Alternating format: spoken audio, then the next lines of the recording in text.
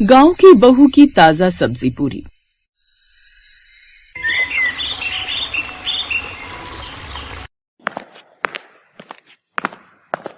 वाह वाह, ये उर्मिला के घर से खाने की कितनी अच्छी खुशबू आती है। इसकी बहू तो लाजवाब खाना बनाती होगी। मैं तो खुद को रोक ही नहीं पाती इसकी खुशबू सूंघने से। वाह वाह वाह वाह, क्या नसीब है इस उर्मिला के भी। क्या लाजवाब खाना खाने को मिलता होगा इसको। मैंने भी अपने विराट को कितना कहा था कि गांव की लड़की से ब्याह कर ले, कम से कम खाना तो अच्छा खाने को मिलता, लेकिन नहीं, ले आया शहरी बहू। अब जैसी मर्जी कच्चा पक्का पकाकर बैग उठाकर चल पड़ती है ऑफिस। अरे तो क्या हो गया माया जी, अब हर लड़की अलग अलग होती है ना, और बड़े बेटे की दुल्हन गांव से नहीं आ पाई तो कोई बात नहीं, शहरी बहू ले आना। हाँ, ये तो आप ठीक कह रहे हो जी। मैं उर्मिला से ही बात करती हूँ, क्या पता उसी की नजर में कोई अच्छी लड़की हो। हाँ, लेकिन पहले तुम इस बारे में बाकी सब परिवार वालों की मर्जी भी तो जान लो। ठीक है, शाम को जब सब ऑफिस से घर आ जाएंगे तो मैं सबसे इस बारे में बात करूंगी। फिर शाम को उसके दोनों बेटे और बड़ी बहू ऑफिस से घर आते हैं। देखो, तुम सब तो अपने अपने काम पर निकल जाते हो और तुम्हारे पापा भी प्रॉपर्टी डीलर के काम के लिए यहाँ वहाँ रहते हैं, और बची मैं सारा दिन घर में बोर हो जाती हूँ। और बड़ी बहू ठहरी नौकरी वाली, तो अब मेरे लिए छोटी बहू ले आओ जो गांव की हो, अच्छा खाना भी बनाना जानती हो और बढ़िया से बढ़िया पकवान भी मुझे बनाकर खिला सके। माँ, शादी अंकुर को करनी है, तुम उससे पूछ लो। अगर उसे कोई एतराज नहीं है तो फिर मुझे भी नहीं है। तो बता अंकुर बेटा, तेरी क्या मर्जी है। माँ, जो आपको सही लगे। ये हुई ना बात, फिर मैं जल्द से जल्द तेरे लिए गांव की कोई लड़की ढूंढती हूँ।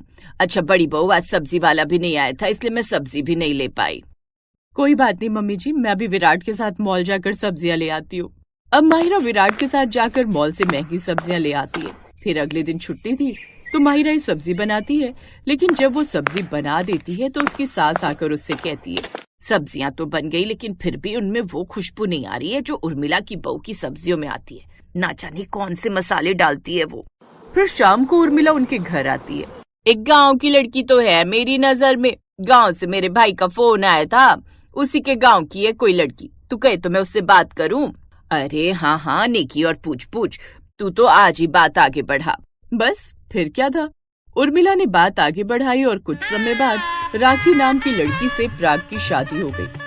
फिर शादी के अगले दिन, राखी ये रही मिक्सी, इसमें मसाला पीस लेना, और ये रही सब्जी से बना लेना। ये क्या है दीदी, पैकेट वाली सब्जी? हाँ, ये मैं सुपर मॉल से लाई हूँ। कमाल है, हमारे गांव में तो सब्जी खेत से मिलती थी और शहर में सब्जियां भी मॉल से मिलती हैं। अरे ये मैं मॉल से लेकर आई हूँ और मैं ही जानती हूँ कि कितनी महंगी है, चलो अब जल्दी से सब्जी बना दो। ऐसा कहकर माहिरा रसोई से बाहर चली जाती है। फिर राखी मिक्सी की जगह सिलबट्टे का इस्तेमाल करती है और उसमें सभी मसाले बनाकर खाना बनाती है, जिससे उनकी रसोई में भी मसालों की अच्छी खुशबू फैल जाती है। कुछ देर बाद वो सबको खाना परोसती है। वाह भाई, खाना तो बड़ा अच्छा बना है। माहिरा तुमसे अच्छा खाना बना लेती है तुम्हारी देवरानी। हाँ भाई, खाने में से आज अच्छी खुशबू आ रही है। हाँ, मुझे भी आज खाना अच्छा लगा। सभी राखी के बनाए हुए खाने की तारीफ करते हैं, लेकिन राखी को तो उस खाने में कोई स्वाद ही नहीं आता। सबको ये खाना अच्छा लग रहा है, लेकिन इसमें तो कोई स्वाद ही नहीं। ये शहर के मॉल की सब्जी भी एकदम बेकार ही बनी है, मुझे इसमें तो कोई स्वाद नहीं आता। ये सब उस मॉल की बासी और पैक्ड सब्जी की वजह से हुआ है। जैसे तैसे मन मारकर वो खाना खाती है। ऐसे कुछ दिन बीतते हैं। अब राखी घर पर अपनी सास के साथ ही रहती। राखी ने अब घर की सारी जिम्मेदारी संभाल ली थी। एक रोज जब राखी छत पर से कपड़े सुखाने जाती है, तब उर्मिला की बड़ी बहू रूपा उसे देखती है। रूपा दीदी कैसी हो, पड़ोस में रहती हो फिर भी काफी दिनों बाद दिखी हो। मैं ठीक हूँ राखी, वो तो घर के कामों में उलझी रहती हूँ और छत पर ज्यादा आना नहीं होता। वो तो आज पौधों को पानी देने आ गई तो तुमसे मिल ली। वैसे आपके यहाँ से खाने की बड़ी अच्छी खुशबू आ रही है, आखिर ऐसा क्या बन रहा है? धनिया पुदीने की चटनी, सरसों की रोटी और मक्के का साग बनाए, तुम कहो तो थोड़ा तुम्हारे लिए भी भिजवा दूं। अरे वाह दीदी, जरूर, ये तो मेरा फेवरेट है। ठीक है, मैं अभी भिजवाती हूँ। कुछ देर बाद रूपा उनके घर खाना भिजवाती है। वो खाना खाकर राखी को अपने गांव की याद आ जाती है। वाह कितनी अच्छी खुशबू आ रही है, ऐसा लग ही नहीं रहा कि मैं शहर की सब्जी खा रही हूँ। ऐसे कुछ दिन बीत जाते हैं। एक रोज राखी को रूपा मार्केट में मिलती है। रूपा दीदी, आपने जो उस दिन चटनी और सब्जी भिजवाई थी उसे खाकर ना दिल खुश हो गया था, लेकिन एक बात बताओ, मैं भी चटनी बनाती हूँ लेकिन उसमें ऐसा स्वाद नहीं है और स्वाद अच्छा है इसीलिए तो मैं इलेक्ट्रॉनिक मिक्सी का भी इस्तेमाल नहीं करती, बल्कि सिलबट्टे पर मसाला बनाती हूँ। अरे, सिलबट्टे और मिक्सी की चटनी के साथ साथ ना ताजा सब्जियों का भी फर्क होता है। अगर सब्जियां ताजा होंगी तो खाना अपने आप अच्छा बनेगा। सही कह रही हो दीदी, याद है अपने गांव की ताजा सब्जियों में तो बस मसाले और नमक ही डाल दो तो भी क्या बढ़िया खुशबू आती थी उसमें से।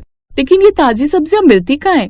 तभी अचानक मौसम खराब हो जाता है। अरे बाप रे, मौसम खराब हो गया, कभी भी बारिश हो सकती है, चलो जल्दी घर चलो।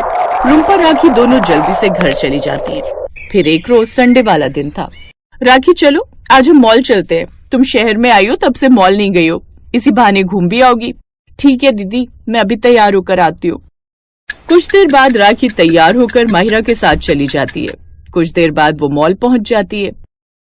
देख रही हो राखी, यही वो मॉल है जहाँ से सब्जियां लाती हूँ मैं, क्योंकि यहाँ की सब्जियां सबसे ज्यादा फ्रेश और ताजा होती है। भला ये कैसी ताजा और फ्रेश सब्जी है दीदी? ये तो पैक्ड है और वो भी ना जाने कितने दिनों की, इसमें तो कोई खुशबू भी नहीं आ रही। आप कभी मेरे गांव चलना, तब मैं दिखाऊंगी कि ताजा सब्जियां कैसी होती हैं। नहीं नहीं नहीं नहीं, मुझे कहीं जाने की जरूरत नहीं है। तुमने कभी ताजा सब्जियां देखी नहीं ना, इसलिए ऐसी बातें कर रही हो। इससे बेहतर सब्जी कहीं नहीं मिल सकती है। मैंने कई मॉल से सब्जियां ली हैं। चलो अब सब्जियां लो और घर चलो। कुछ देर बाद मॉल घूमकर और सब्जियां लेकर वो लोग घर चली जाती हैं। फिर एक रोज राखी जब घर के बाहर झाड़ू लगा रही थी, तभी उसे कुछ औरतें सब्जी लाती हुई दिखाई देती हैं। उनके हाथ में मूली और कुछ सब्जियां भी थी। बहन, ये सब्जियां तुम कहाँ से ला रही हो? ऐसा लग रहा है कि एकदम ताजी और फ्रेश हैं। हाँ, ये यहाँ से 6 किलोमीटर दूर यमुना नदी पड़ती है, जिसके आसपास 2-3 खेत हैं। उन्हीं में कुछ लोग खेती करके ताजा सब्जियां उगाते हैं, उसी में से ये ली है। एकदम ताजी सब्जियां देता है खेत से तोड़कर। अरे वाह, सच में देखो तो इनमें से कितनी खुशबू भी आ रही है। क्या आप लोग अगली बार जाएंगी तो मुझे भी अपने साथ ले चलेंगी? हाँ हाँ, क्यों नहीं, हमारा तो आना जाना लगा रहता है। अब हम कल जाएंगे तो तुम भी चलना हमारे साथ। ऐसा सुनकर राखी खुश हो जाती है। फिर अगले दिन जब नीलिमा और सब्जी लेने के लिए जाने लगती है तो राखी को भी आवाज देती है, राखी बहन, हम सब्जी लेने जा रहे हैं, चलना है तो तुम भी चलो हमारे साथ। सब्जियां लेकर खुशी खुशी राखी घर आ जाती है। शाम को वो जब ताजी सब्जी पूरी के साथ घर वालों को परोसती है तो सब बड़े खुश हो जाते हैं। आज तो कमाल हो गया, कितनी अच्छी सब्जी बनी है और ये पूरी तो जबरदस्त लग रही है इसके साथ। हाँ, गांव वाली बहू की सब्जी पूरी ने तो कमाल कर दिया। सच में बड़ा ही अच्छा स्वाद है इसका। लेकिन एक बात बताओ, ये सब्जियां तो मैं इस बार मॉल से लाई भी नहीं थी, तो फिर ये कहाँ से आई? दीदी, ये मैं लाई हूँ, वो भी खेत की ताजा सब्जी। पड़ोस की नीलिमा है ना, उन्हीं के साथ गई थी, उन्होंने ही बताया था। और जितने की आप मॉल की एक सब्जी लाती हो ना, उतने में वहाँ 3-3 सब्जियां मिल जाती हैं। मतलब ताजी सब्जी भी खाओ और दाम भी कम दो। हाँ दीदी, और माँ जी आपको पता है, मुझे पता चला है कि पड़ोस की रुम्पा दीदी भी वहीं से सब्जी लाती हैं। ठीक है, तो अब से इस घर में भी हमेशा वही ताजा सब्जी आएगी। उस दिन के बाद वो हमेशा खेत की ही ताजा सब्जी लाती और वो उसे बनाते, जिसकी खुशबू पूरे मोहल्ले में फैल।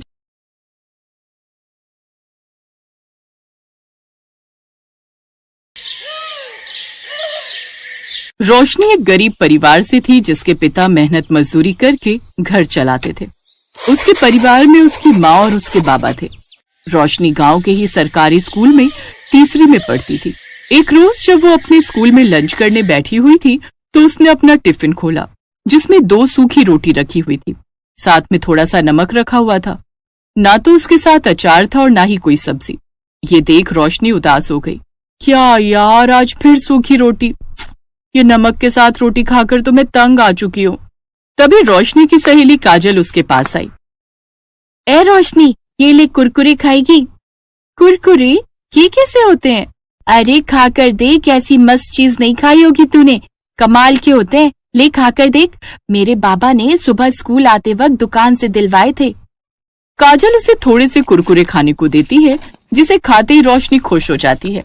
लेकिन वो थोड़े से ही कुरकुरे थे और उसे भूख जोरों की लगी थी, इसलिए उसने अपनी रोटी निकाली और उसके अंदर कुरकुरे भरकर उसका रोल बनाकर खाने लगी। रोशनी जैसे ही वो कुरकुरे रोटी के साथ खाती है तो उसका स्वाद उसे बड़ा ही स्वादिष्ट लगता है। वाह यार, ये तो बड़े ही कमाल की चीज है। सुन ना काजल, थोड़े से और दे देना। हाँ हाँ, ये ले। रोशनी ने दूसरी रोटी भी कुरकुरे के साथ खा ली। दरअसल रोशनी का परिवार गरीब था और सब्जियों के दाम आसमान छू रहे थे और उनकी इतनी कमाई नहीं थी कि वो इतनी महंगी सब्जियां बनाकर खा सके। कुछ दिन बाद फिर काजल स्कूल में कुरकुरे लेकर आई। तो इस बार एक पैकेट वो रोशनी के लिए भी ले आई। उस रोज रोशनी के दिमाग में ना जाने क्या आया। उसने थोड़े से कुरकुरे खाए और बाकी घर ले आई। फिर शाम को जब उसकी माँ आटा गूंथ रही थी तो उसने जानबूझकर वो कुरकुरे उस आटे में डाल दिए। ये तूने क्या किया? एक तो पहले ही घर में राशन इतना कम है, ऊपर से तुमने ये आटे में क्या मिला दिया? माँ, ये कुरकुरे है और इसको ना आटे में गूंथ कर सेक दो। दिमाग खराब है इस लड़की का। लेकिन अब इसके अलावा और चारा भी क्या है? नहीं तो ये आटा फेंकना पड़ जाएगा। रोशनी की माँ हेमलता आटे में कुरकुरे चूर कर गूंथ देती है, जिसके बाद तवे पर कुरकुरे से भरी हुई रोटियां बनकर तैयार हो जाती हैं। रोशनी को वो कुरकुरी रोटियां बड़ी पसंद आती हैं, साथ ही उसके घर वालों को भी। ऐसे ही समय बीतता है और अब रोशनी 20 साल की हो जाती है। उसके घर वाले उसके लिए रिश्ता देखना शुरू कर देते हैं। फिर एक रोज पड़ोस के गांव के प्राग नाम के लड़के से उसकी शादी हो जाती है। प्राग एक फैक्ट्री में गार्ड की नौकरी करता था। शादी के अगले दिन, बहू, तू अपने कमरे में क्या कर रही है? चल आकर अपनी पहली रसोई की रस्म पूरी कर और जो भी तुझे बनाना आता है बना लेना। जी माँ जी, मैं बस 2 मिनट में आई। रोशनी ने झट से अपना बैग खोला और उसमें से कुरकुरे का पैकेट निकाला, जिसे देख उसका पति प्राग उससे बोला, रोशनी, तुम अपनी पहली रसोई में हमें कुरकुरे खिलाओगी क्या? ओफो, आप चुप रहो ना। एक तो वैसे अपनी पहली रसोई को लेकर मैं इतनी घबराई हुई हूँ और माँ जी ने कहा है ना, जो भी बनाना आता होगा बना देना। इसके बाद रोशनी रसोई में जाती है और उन कुरकुरे को तोड़कर उसका चूरा कर लेती है और फिर तवे पर कुरकुरी रोटियां और साथ में आलू की तरीदार सब्जी बनाकर तैयार कर ली। शादी के बाद उसके ससुराल में उसकी बुआ सास भी अभी वहीं रुकी हुई होती हैं। वो उन सबको भी कुरकुरी रोटी और आलू की सब्जी खाने को देती है। अरे बहू, ये क्या बना डाला? अपनी पहली रसोई में तो सब कुछ अलग बनाते हैं। सबको वो कुरकुरी रोटियां बड़ी पसंद आई। ऐसे ही समय बीता और कुछ समय बाद रोशनी गर्भवती हुई। फिर 9 महीने बाद उसने एक बेटे को जन्म दिया। घर में बच्चे के आ जाने से सब बड़े ही खुश थे, लेकिन एक रोज उनकी खुशियों को किसी की नजर लग गई। एक शाम जब प्राग फैक्ट्री में ड्यूटी कर रहा था तो कुछ चोर अंदर जाने लगे, लेकिन प्राग ने उन्हें रोक दिया, जिस कारण उनमें हाथापाई हुई। चोरों ने प्राग पर चाकू से वार कर दिया। तभी दूसरे गार्ड ने जल्दी से पुलिस को फोन करके वहां बुला लिया। पुलिस ने चोरों को पकड़ लिया और प्राग को जल्दी से अस्पताल ले गई, जहां प्राग की जान तो बच गई, लेकिन उसे काफी चोटें आई थी, जिस कारण डॉक्टर ने उसे कुछ महीने के बेड रेस्ट के लिए बोल दिया। अब हम क्या करेंगे? अब घर का गुजारा कैसे चलेगा? माँ जी, अगर आपको बुरा न लगे तो मैं बाजार में कुरकुरी रोटी का ठेला लगाना चाहती हूँ। मुझे यकीन है मेरे हाथ की बनी कुरकुरी रोटियां सबको बड़ी पसंद आएंगी। लेकिन रोशनी, इन सब के लिए हमारे पास पैसे कहाँ से आएंगे? तुम तो जानती हो मेरी इतनी कमाई नहीं थी कि कुछ बचत कर पाता। तभी उसकी फैक्ट्री का मैनेजर वहां आता है। प्राग, जिस बहादुरी से अपनी जान पर खेलकर तुमने उन चोरों से मुकाबला किया और ईमानदारी से अपनी ड्यूटी निभाई, उसके लिए मालिक ने तुम्हें ये 50,000 का इनाम दिया है। ये सुनकर वो सभी बड़े खुश हुए। अगले दिन से कुछ पैसों से रोशनी जरूरत का सामान ले आई। अब वो उस ठेले पर कुरकुरी रोटियां बनाकर आलू की सब्जी और धनिया पुदीने की चटनी के साथ बेचने लगी। उसके ठेले पर ग्राहकों की भीड़ लगने लगी। अब तो उसके गांव के साथ साथ दूसरे गांव के लोग भी वहां आने लगे। बहुत तारीफ सुनी है तुम्हारी इस कुरकुरी रोटी की। बहुत तारीफ सुनी है तुम्हारी इस कुरकुरी रोटी की। हमें भी तो चखाओ भाई। वैसे कितने की है ये प्लेट? भाई साहब, सिर्फ 20 रुपए प्लेट। अरे वाह, इतना कम दाम। मेरे लिए लगा दो एक प्लेट। ग्राहक ने जैसे ही उसके हाथ की कुरकुरी रोटी खाई, उसका स्वाद वो भुला ना सका। अब तो जो भी एक बार उसके ठेले पर आता, वो हर बार आता। अब रोशनी की अच्छी खासी कमाई होने लगी। 4 महीने बाद प्राग भी पूरी तरह ठीक हो गया और अब उसने भी गार्ड की नौकरी छोड़ दी और रोशनी के साथ उसके ठेले पर उसका हाथ बटाने लगा और अब वो खूब पैसे कमाने लगा। Best buddies. Hello friends, thanks for watching this video. अगर आपको ये वीडियो पसंद आया है तो प्लीज लाइक, सब्सक्राइब, कमेंट्स करें इस वीडियो पर और हाँ, शेयर करना भी ना भूलें। और भी मजेदार वीडियो देखने के लिए नीचे दिए गए बेल आइकॉन को दबाएं। देखते रहिए बेस्ट बडीज। है।